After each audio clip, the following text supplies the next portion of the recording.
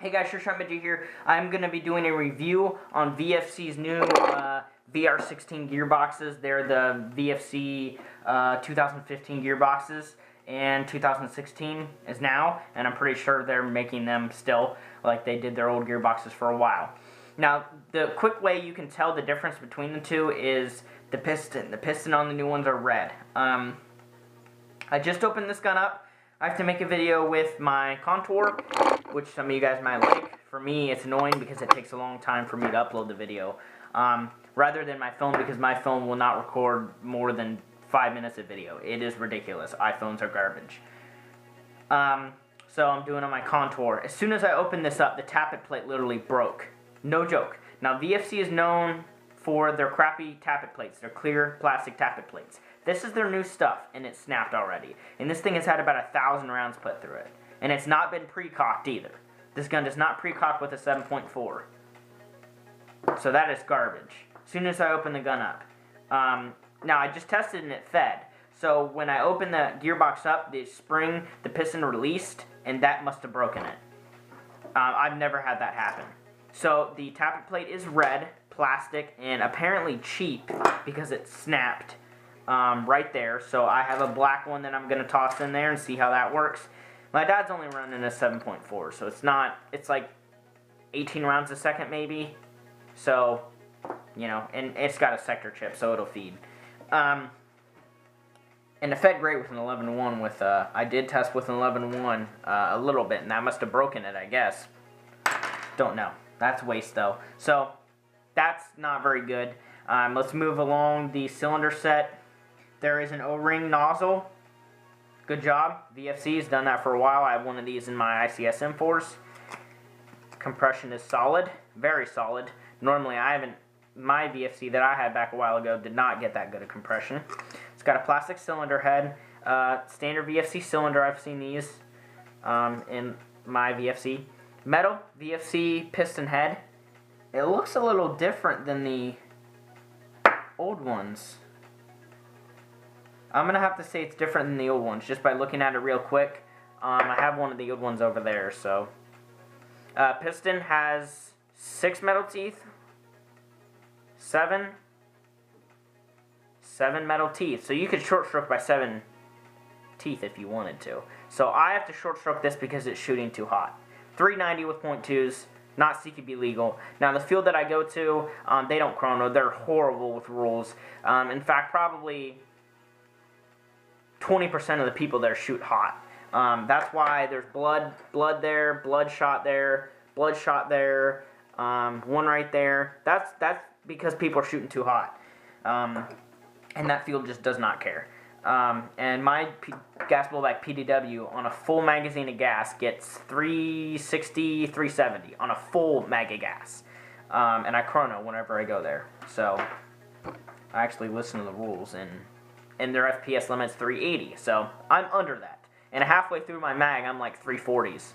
And I'm using 2.5s too, so whatever.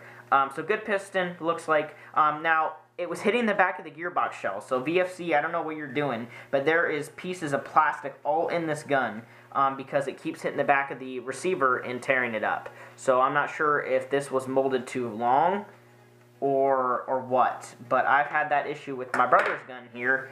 The piston kept slamming against the back of the gearbox shell, and I subsequently had to replace the piston body and short stroke by 1 tooth so that it wouldn't go back as far. So I'm short stroking this, so we should be good. That should negate that, but out of the box, it is going to hit the back of the piston, I guess. So spring probably an M120. Wait. Was that on the middle one? That's so weird. There was a shim. There was a shim on the top for the one on here too? No. For the self-shimming gears, there was a shim on the top. That's weird. Perfect shimming. They probably just threw one on there. Wow. Spring, probably an M120. Ball bearing spring guide. VFC has done that a while. You know, they've done that a while. It's nice. Have pieces of red chunks of plastic all up in the spring.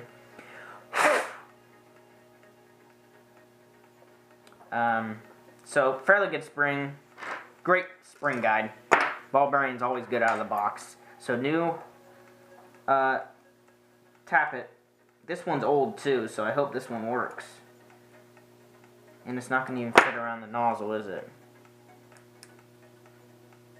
Nah, it does. No? It doesn't. Fantastic.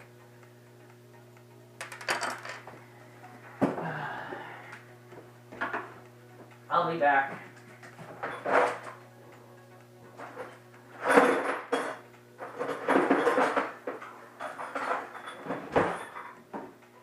I have one of the clear plastic original VFC ones. It's got some damage on the underside though. I don't know if that's gonna work. Frickin' tappet shouldn't have broken. So that fits.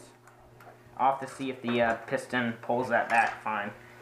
Okay, so tappet spring, yada yada. Now they're running bearings in here instead of bushings like they used to. The 6mm steel black VFC bushings, which I love those things.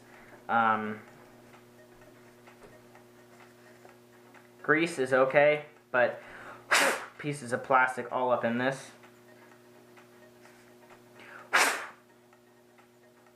Gearbox shell is very strong. VFC has very strong shells. The material is a lot stronger, but it's not thicker. Bearings, I'm not sure. 8mm bearings are going to be very good. They get more speed. So, and there's that seal on the bottom. AR latches standard. They're pretty strong. I've used a few. The gear sets are self-shimming, and I'll tell you, with the bearings, these things spin really nicely. Even with all 3 gears in there.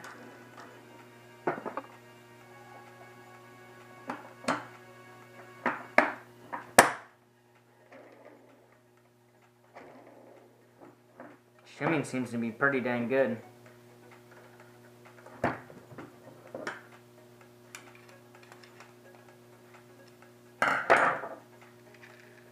Yeah, that shimmed really well. Good job.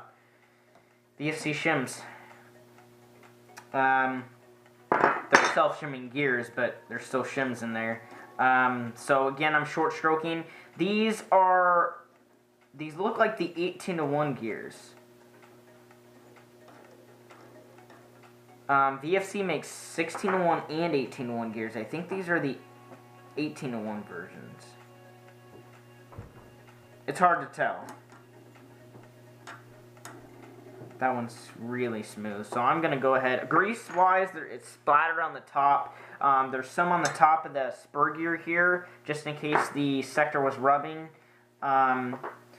Grease-wise, seems to be pretty good, to be honest. I'm going to be totally honest. Grease seems pretty well distributed. There's not a whole lot, but what's in there is where it should be, really. So I'm going to grease this up some more with this. The motor here... is it torquey? Not really. With an 11.1, it does precock a little bit, but not enough to be super satisfying. It's an O-type, which I don't like. It's ferrite, which ferrite magnets are weak. But it's maybe not the weakest. It's brand new. So stock brand new motors aren't bad unless you get a lemon. But to be honest, I always swap motors out. So I'd recommend it too. The arm is pretty well shimmed. It's a little loose, but it's always good to have them a little loose, at least in my opinion. Brushes, I've heard a lot of good things about VFC brushes.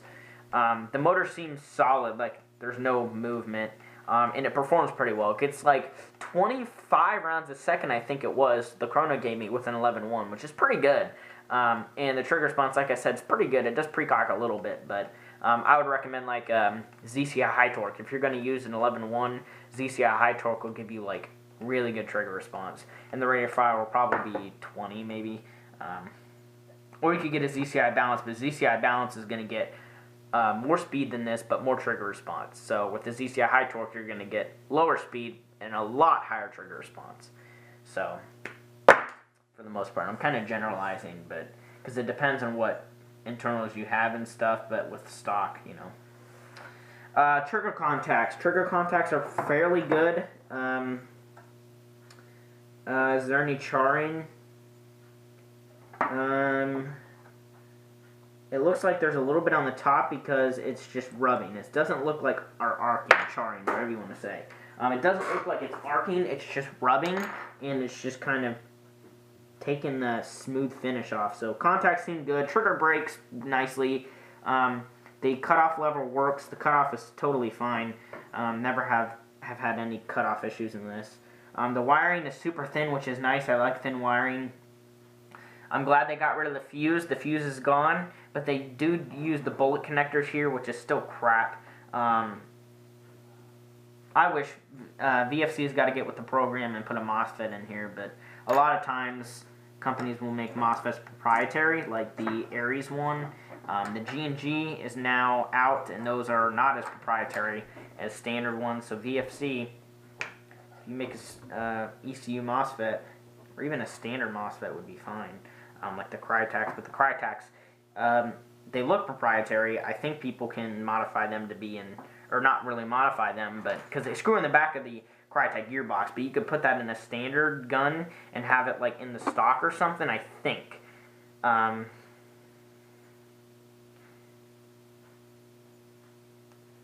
So I'm just greasing this up. Grease, again, was well distributed.